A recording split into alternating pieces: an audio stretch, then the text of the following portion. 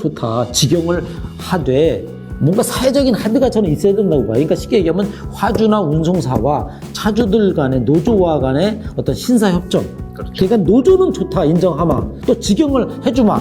또 회사가 차를 사마. 단 니네들이 일반 노조원처럼 막 그냥 막 파업하고 막 이러면은 그러면 직영 또 못한다. 그러니까 그럼 뭔가 양보가 좀 있어야 된다는 거지. 회사는 차를 사주고 직영을 하고 노조를 인정을 하고 그 대신에 차주들은 노조를 설립하지만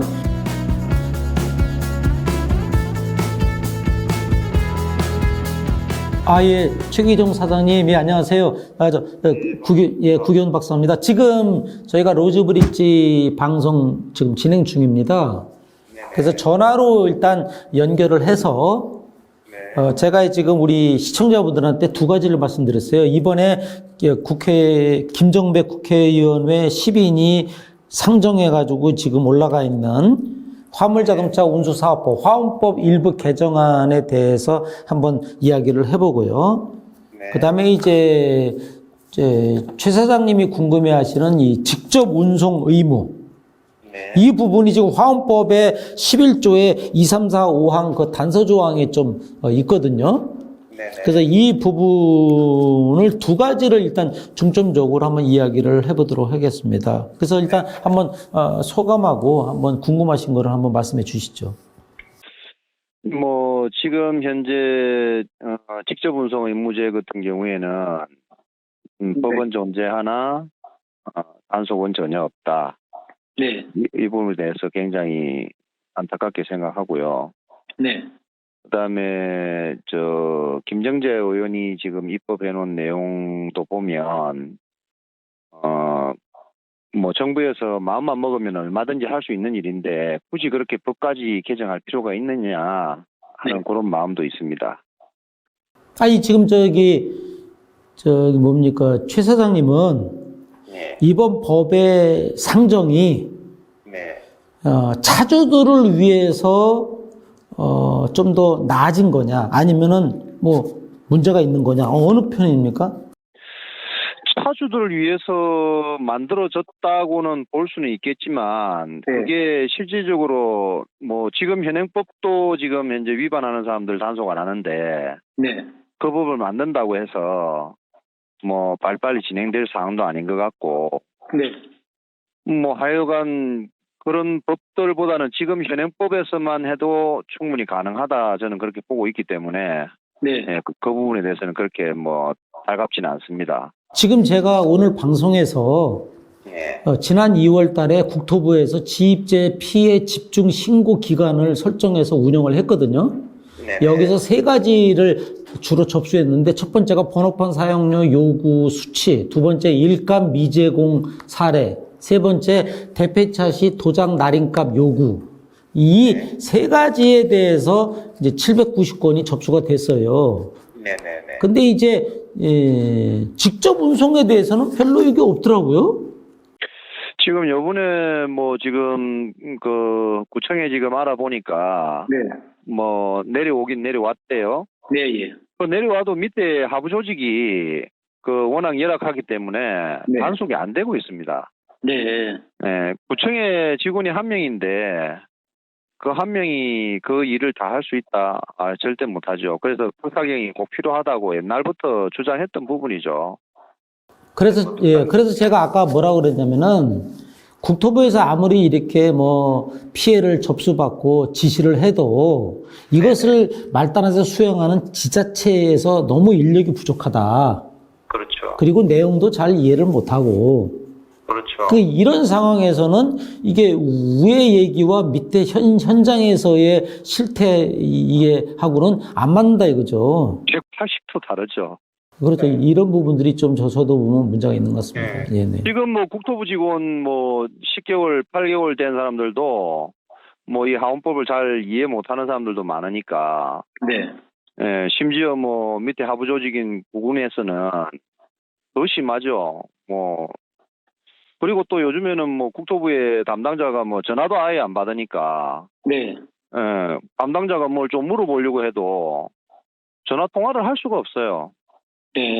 그러니까 뭐 지금 국토부 담당자도 한 사람이 지금 거의 답변을 다 하고 있는데 네. 뭐 나머지는 다 또 뭐 오신 지가 얼마 안 됐는지 네. 뭐 답변을 제대로 못하는 그런 상황이죠.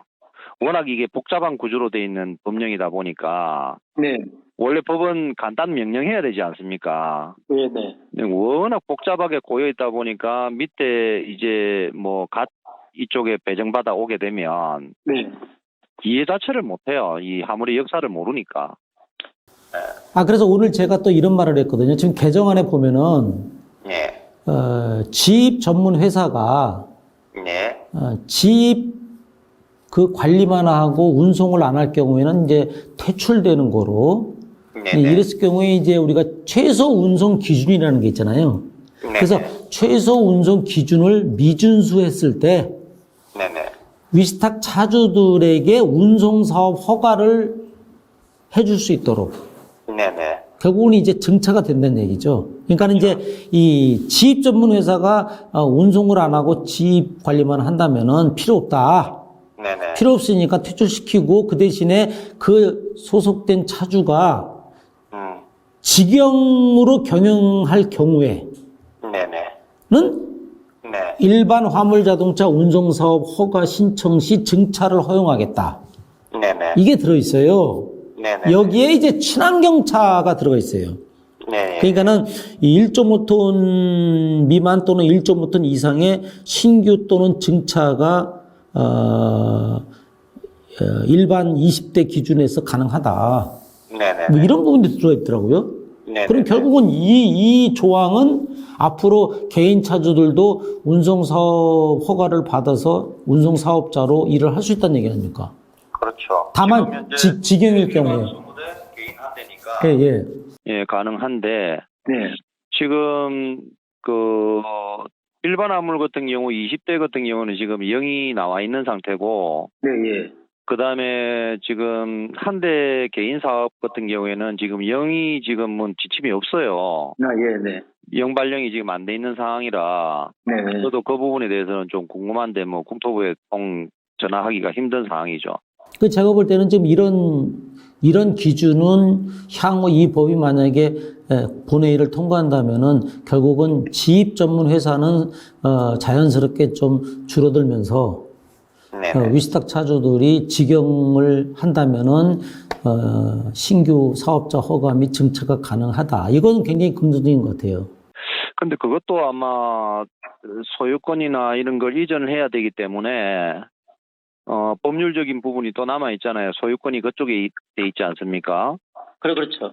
네, 그러면은 최소 이제 만약 허가 취소를 받는다 하더라도 허가 취소를 했을 때 뭐 민주주의 국가니까 또 운수사에서는 또 소송을 걸 수도 있고 네.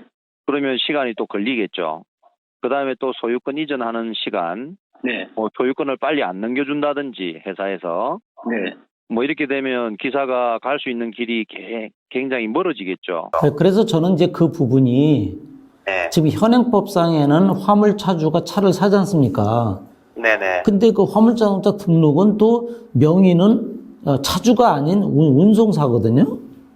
그 요번 법안에 그래서 이제 그 이번 법안에 그게 들어있어요. 그래서 이제 그동안에는 자동차 등록 원부상에 이제 이기를 해가지고 화물차주가 산 거다라는 것을 이제 보여주지만 그것만 가지고는 저는 약간 좀 법이 좀 약간 불비한 부분이 있는 게 뭐냐면 우리가 자동차 관리법하고 연결을 해야 돼요. 그러니까 화운법에 결국은 화물차는 자동차 관리법에서 따온 거거든요.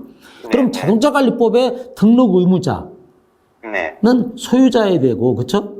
그러니까 그걸 지금 자동차 관리법에서도 다 그렇게 돼 있죠. 그래서 그거를 제가 볼 때는 차주와 자동차 관리법의 등록 의무자와 또 손해배상 사고 났을지 배상 책임자, 보험의 보험 계약자 이런 걸 다 일치시키는 게 중요하다.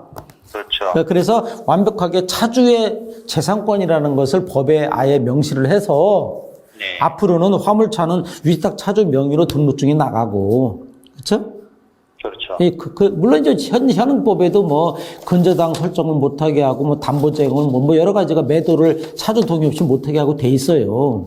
하지만 여전히 현재 운송사업자가 뭔가 이전할 차를 대표적 경우에 도장을 줘야 되는 도장 받으러 다니려고 돈 내야 된다고 그러고 말이죠. 그래서 이런 부분들이 있기 때문에 좀 이 관련 법관의 어떤 교통 정리가 좀 제대로 돼야 되고, 그 다음에 이번 기회에 최소 운송 기준을 미달하는 업체가 전체의 25%더라고요. 제가 실적으로 보니까. 그러니까는 지금 75% 업체는 이걸 준수하고 있더라고요. 근데 25%가 미달됐다는 얘기는 이 25% 업체는 약 한 2,000개 돼요, 이 업체가. 국토부 발표. 그러면 이 업체들은 자연스럽게 퇴출 대상이 되지 않느냐. 이런 생각을 해봅니다. 그 다음에 이제. 회사들이 거의 출애라 쪽이 아마. 네. 그 다음에 이제 가장 큰 이번 개정안의 이제 문제점이 뭐냐면은 그 단서 조항에 화원법 그 직접 운송의 단서 조항 있잖아요. 그 단서 조항에 5항이 있어요, 5항. 5항이 삭제가 된대요. 그럼 이 5항이 삭제가 되면 이게 무슨 말이냐면 다른 운송사업자나 주선업자로부터 위탁받은 운송사업자가 화물 정보망을 이용해서 운송을 위탁하면 직접 운송한 거로 그동안에 봤는데, 우리가 보면은 이게 단서 조항이 운송사업자가 1차 운송사하고 2차 운송사인 다른 운송사업자들 남기는 방향은 상관이 없는데, 주선사나 가맹사업자가 다른 운송사업자한테 2차로 남길 때는 화물 정보망 이용을 삭제하겠다. 그러니까 이거를 하는 이유는 바로 정보망을 이용해서 수차례에 위탁하는 경우가 많더라 이거죠. 그래서 이 부분을 금지시킬 필요가 있다. 그러면 결국은 제가 볼 때는 주선사가 문제가 될 것 같아요. 지금 현재 운송사도 지금 현재 문제가 되는 회사들이 많죠. 근데 이제 운송사는 예를 들어서 어떤 대기업 운송사라고 칩시다. 그럼 운송사가 화조로부터 받았어요. 그러면 이 계약을 해서 받으면 이거를 2차 운송사인 다른 운송사업자한테 줄 수 있어요. 그렇죠? 그 다음에 그 다른 운송사업자의 소속 위탁 차주. 쉽게 얘기하면 이제 용차사의 소속 위탁 차주한테 줄 수 있다는 거지. 그렇죠? 그 다음에 이제 직접 운송. 그러니까 이제 소속 차량이죠. 그러니까 대기업 운송사의 소속 차량, 직접 운송. 이것도 가능하고, 그 다음에 이제 전기용차도 가능하고, 화물 정보망도 가능하다 보니, 쉽게 얘기하면 대기업 운송사업자의 1차 운송사로서는 어떻게 보면은 직접 운송 의무를 빠져나갈 구멍은 많다. 근데 운송 주선사일 경우에는 앞으로 좀 문제가 되겠다. 그렇죠. 나는 주선사는 거의 없어져야 된다고 보죠. 그래서 저도 그 얘기를 했는데, 제가 볼 때는 운송 플랫폼이 지금 배달의 민족이나 이런 유통 쪽에서도 전부 다 직접 플랫폼 통해서 하잖아요, 라이더들이. 그렇죠. 그러면 앞으로 우리 컨테이너든 이런 화물들도 이제 운송 주선은 별 의미가 없지 않느냐. 그래서 저는 이제 이 운송 주선 면허 이런 거는 이제 앞으로 폐지를 해서 플랫폼으로 가고, 화주가 만들든 공용 플랫폼이든 화물 정보망을 통해서 화주가 물량을 태우고, 거기서 차주들이 응차를 해가지고 따가는, 단 중간에 플랫폼 사업자, 그게 이제 플랫폼 전문 업체도 될 수 있지만 이제 정부도 될 수 있는 거예요, 국토부가. 그렇죠? 그러면은 공공성 있는 플랫폼이라면 무료로 깔아주고, 아니면 우리가 흔히 얘기하는 유명한 플랫폼 업자들 있잖아요, 우리. 그런 업자들은 최소한의 플랫폼 수수료만 취하는 것을 법에다가 넣으면은 아무래도 위탁 차주들이 실운임이 확보되지 않겠느냐. 당연하죠. 저는 이제 그쪽으로 가는 게 맞다고 봅니다. 네, 맞습니다. 그리고 이제 그 지입 전문 회사들이 그러면 어떻게 자연스럽게 시장에서 나가느냐. 이 부분에 대해서는 약간의 좀 지원이 필요하지 않겠느냐 봐요. 왜냐면 이분들도 또 먹고 살아야 되잖아요. 그러면은 컨테이너 하우스가 그동안에 먹고 사셨는지 모르지만 어쨌거나 그냥 오늘 아침에 그냥 갑자기 나가라 이럴 수는 없잖아요. 지금 개고기 하시는 분들도 갑자기 5배 달라고 이러는 세상이니까.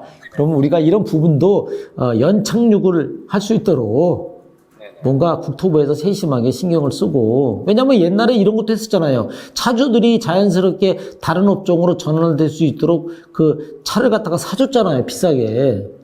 근데 그 사업도 흐지부지 됐잖아요. 그렇죠. 그 차량 대수 줄인다고 뭐 장관이 발표하고 해놓고서는 흐지부지 해가지고 돈만 쓰고 말이죠. 그렇죠. 그래서 그렇게 하지 말고 이제는 뭔가 실질적으로 뭐 운송 사업을 하고자 하는 자한테 주고, 그다음에 이제 마지막으로, 명의 이용 금지를 못하게 해야죠. 그다음에 이제 마지막으로 최 사장님하고 제가 논의하고 싶은 게 뭐냐면은 자 이제 직역으로 가는 그림이잖아요.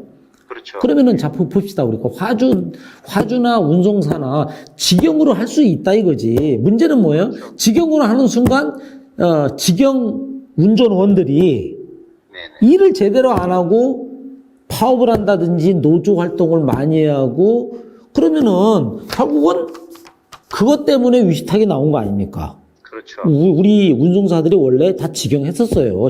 제가 신입사원 때 때 100% 직영이었어요. 그러다가 IMF 터지고 야 이거 운송 부분이 적자가 나니까 왜 적자나 하나 봤더니 이게 뭐 운전원들이 뭐 조합원이네 대의원이네 뭐 하면서 활동하고 뭐 탁구그라프 망가뜨리고 막 고장 날 때까지도 막 고칠 때까지도 월급 나오고 뭐 이런 경우는 드물지만 어쨌거나 이제 회사 입장에서는 노조가 있는 한은 운송 사업이 이건 재미가 없다.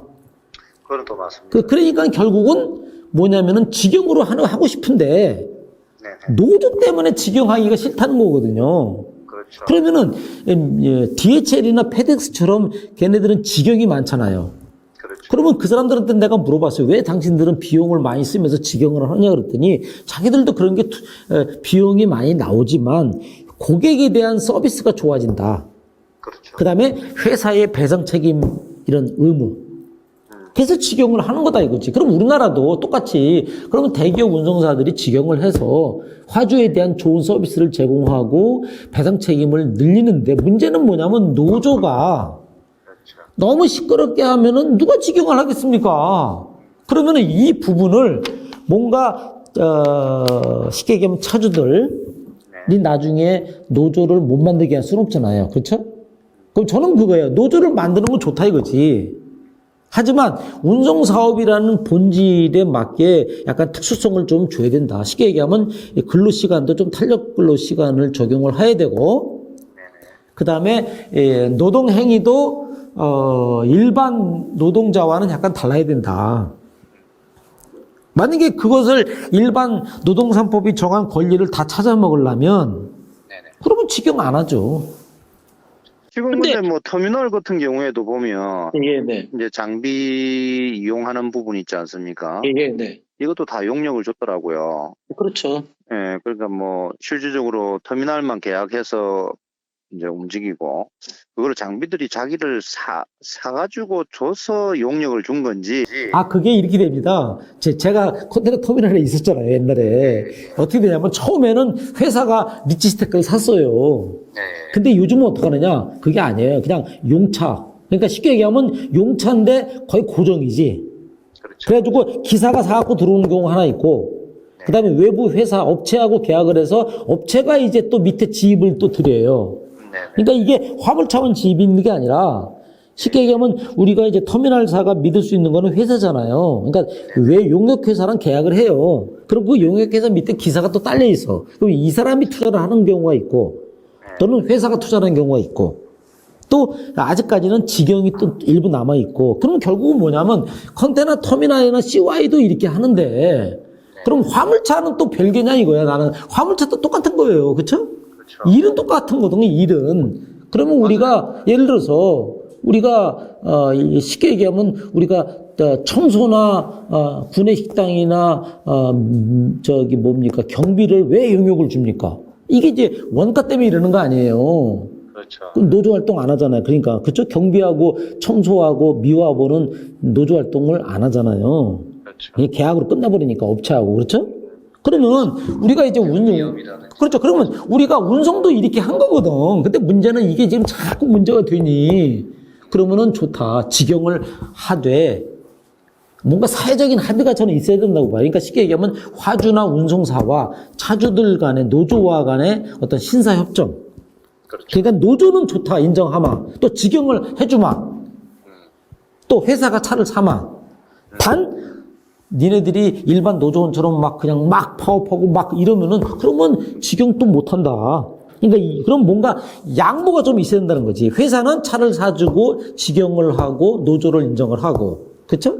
그 대신에 차주들은 노조를 설립하지만 일정한 연장 근로를 허용을 하면서 탄력 근로 항만이나 이런 컨테이너 운송의 특성상 이거를 하면서 그 다음에 이제 노동 상권에 의한 어떤 쟁의 활동 이런 부분은 일정 부분 좀 제한을 시켜서 서로 윈윈하는 그러니까 신사협정이 필요해요. 그래서 그렇죠. 그냥 놔두고 노동법에 적용하라 그러면 아무도 안 합니다. 이거 어떤 사장님이 직영합니까? 그렇죠. 직영할 이유가 없지. 내가 직영하면 골치 아픈데 아니 아웃소싱 주문은 내가 냉겨 먹고 냉기는데 그렇죠?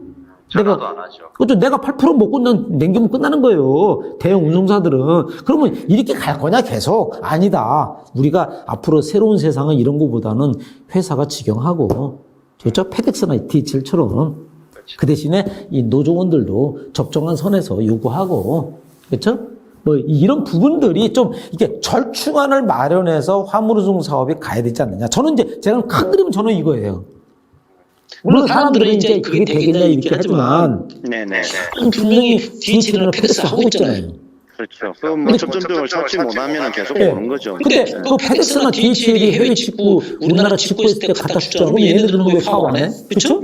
아니 그러니까 이런 것들이 좀 뭔가 우리나라도 이제 그런 게 좀 바뀌어야 돼요. 맞습니다. 예. 그러니까 회사에서 위스탁 줘가지고 실적에 대비해서 어떤 사람 많이 먹고 사람 집게 벌고 뭐 파업을 하고 또 뭐 특보직이라고 해서 뭐 여러 가지 문제가 이런 것보다는 이렇게 정규로 끌어들이는데 적절한 그러니까 저는 이렇게 생각해야 되는 거지. 그러면 직영을 할 때 급여 체계를 어떻게 하느냐? 저는 이거예요. 기본급 더하기 인센티브. 그러니까 기본급은 세 달을 최소한 할 수 있는 걸 주는 거야 일단은. 네. 지금은 그게 없잖아요. 그렇죠? 맞습니다. 그러니까 지금은 이제 돈 먹고 돈 먹기니까 그게 아니라 이제는 직영을 하게 되면 일정의 예를 들어서 최저의 임금을 준다든지 줘. 그 다음에 플러스 일 더 많이 하면 네가 가져가는 거다. 약간 절충안이지. 그렇죠. 왜냐하면 이렇게 하지 않고 그냥 뭐 협상을 해서 돈을 주게 되면 이 돈을 많이 받는데 일을 안 할 수도 있고 그렇죠? 또는 이 돈을 조금 주고 일을 많이 할 수도 있으니까 이걸 절충을 하면은 기본 베이스는 주고 그 플러스 되는 것은 얼마 뛰었느냐가 몇 탕을 뛰었느냐 그렇죠. 여기에 따라서 차등화를 하면은 뭐 약간 좀 경쟁도 되면서 그렇죠? 맞아요. 이렇게 하면은 이 일반 노조원처럼 되면은 뭐예요? 그냥 나 뭐 일과 시간만 일하고 나 돈 많이 달라 이렇게 될 거 아닙니까? 그렇죠. 그러면 이제 직영도 깨는 거지 사업자들은. 그렇죠. 이거는 반복된다 이거지. 네, 이러면 안 되고. 하기가 힘들죠. 네. 그렇죠. 어쨌든 최 사장님은 제 의견에 어떻게 생각하세요? 저는 공감합니다. 예, 뭔가 네. 타협점은 찾아야 된다고 보고요. 네, 예. 저는 이제 뭐 지금 현재 뭐 운송 시장이 네. 뭐 직영 운송으로 조금 돌리는 데도 있고, 네. 그다음에 심지어 개인 차주가 차 이제 집 회사 여러 네. 대를 가지고 운영하는 사람들도 있어요. 네. 예, 그런 사람들을 운영하는 거 보면은 뭔가가 남으니까 네. 지금 운영을 하는 거 아니겠습니까? 그렇죠. 예, 그래서 텀이 아예 없는 것은 아니고 네. 분명히 뭔가 있긴 있는데 그 타협점을 찾기가 힘든 거죠. 근데 이제 그게 또 회사가 모이게 되면 이제 직원들이 많아지고 하다 보면 또 노조가 생기고. 그렇죠. 그러니까 이게 제가 볼 때 이런 거예요. 힌트가 뭐냐면 네.